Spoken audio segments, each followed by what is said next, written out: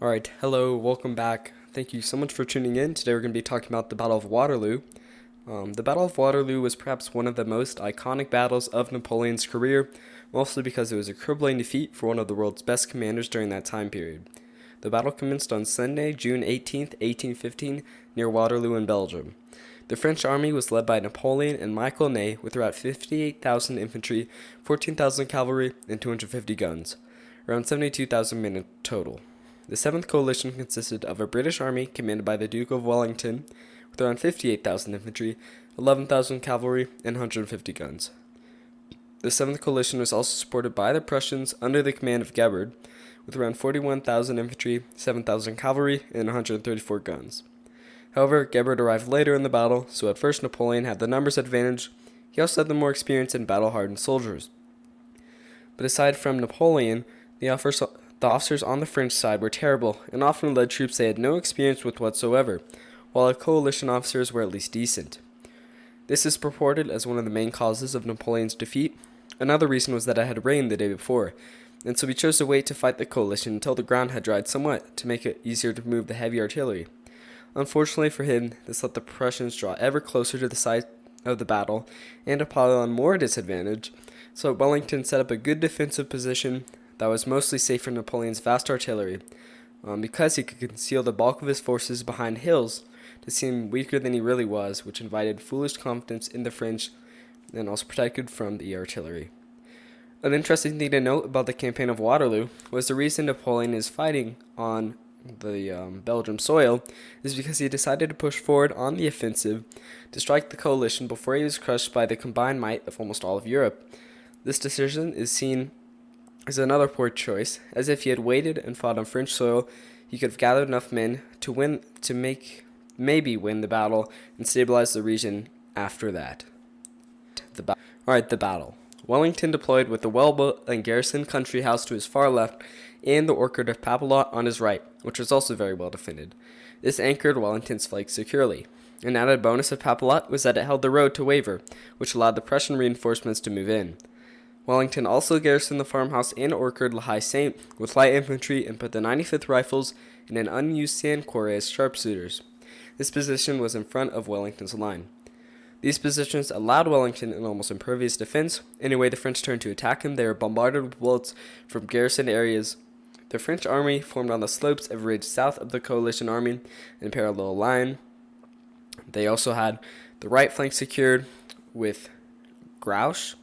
The leader commanding this part of the French armies was ineffective at pinning down the Prussians and lost many lives for nothing. On the left of the French, the battle was commencing on Hougoumont almost the whole day, both sides thinking that was a key to victory. But in the end, the coalition forces there held out and slayed many of Napoleon's forces without drawing too many troops from Wellington's center. At around 1 o'clock, the Prussians started marching in, and Grouchy was forced to move most of the right flank to harry them, which is to stop them from advancing. However, he was unsuccessful in doing real damage and lost many French lives. Then the French started to advance on Wellington Center and consequently ended attacking the farmhouse of La Haye Sainte, and so the 7th Coalition leaders were forced to send troops up to defend it. Meanwhile, the rest of the advancing French found success in the British center right and began to push them back. At this point, even with unsuccessful attacks on Hougoumont and La Haye Sainte, Napoleon was winning the battle.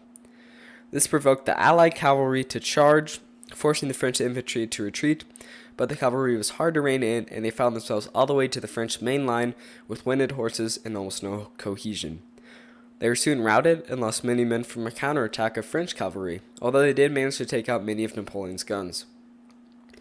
A little bit later, Michael Ney mistook an exodus in Wellington's center as a retreat instead of the casualties being moved back for healing, and attacked, trying to break the Allied center with cavalry alone, as most of the infantry was committed to defense against the Prussians and attacking Hougoumont. This attack was for the most part unsuccessful, largely due to the anti-cavalry hollow square formations that didn't allow the cavalry to charge because of the glistening bayonets held outwards, not to mention that they were holding guns which were very effective against large targets such as men on horseback. The only silver lining for the French Empire was that while the infantry was blobbed up in squares, artillery was very effective, the only real upside to this attack.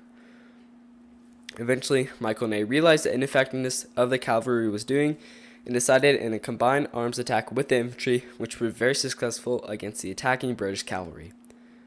As Ney was trying to take the Allied center, La Haye Sainte finally fell after stalling the French for a very long time. This allowed Napoleon to move up troops supported by close-range artillery. A small battalion of infantry tried to retake La Haye Sainte, but failed miserably after being mowed down by cavalry.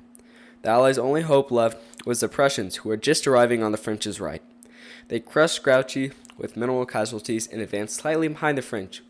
This was surprising for Napoleon, as he expected Grouchy to return, but was instead met with Prussian might, which shattered the French morale.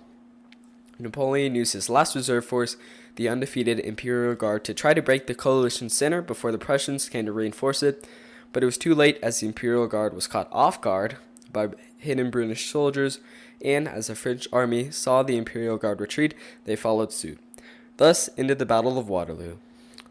So really quick aftermath. Napoleon just abandoned his throne 4 days later and was exiled to an island in the Atlantic Ocean, where he would soon die of stomach cancer. So thank you for watching, thank you for listening. Hope you enjoyed it, and I'll see you hopefully next week. Adios.